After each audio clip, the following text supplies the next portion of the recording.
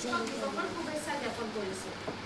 আজি এই শিক্ষক দিৱস আমাৰ বাবে বিশেষ এটা দিন, কাৰণ প্ৰত্যেক বছৰে আমি 5 ছেপ্টেম্বৰৰ এই দিনটোতে আমি প্ৰত্যেকখন ভাৰতৰ প্ৰত্যেকখন বিদ্যালয়তে আমি শিক্ষক দিৱস পালন কৰোঁ।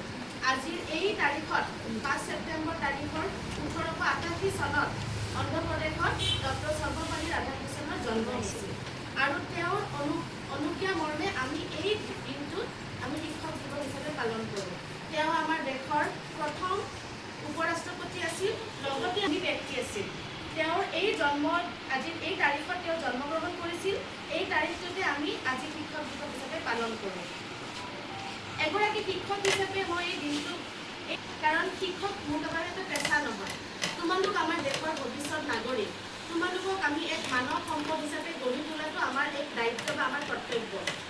আমি তোমালোকক কিতাপৰ পাঠ শিকাওঁ, তাৰোপৰি অনুশাসন, মূল্যবোধ, জীৱন দক্ষতাও শিকাওঁ। কেনেকৈ তোমালোকে জীৱনত আগবাঢ়ি যাব পাৰা, কেনেকৈ সুমানৱ হৈ পেলাই দেশৰ ভৱিষ্যত নাগৰিক এজন ভাল ব্যক্তি হ'ব পাৰা, সেইখিনিও আমি আদৰ্শ তোমালোকক শিকাওঁ। তোমালোকক সঠিক পথত আগুৱাই নিব পৰাটোৱে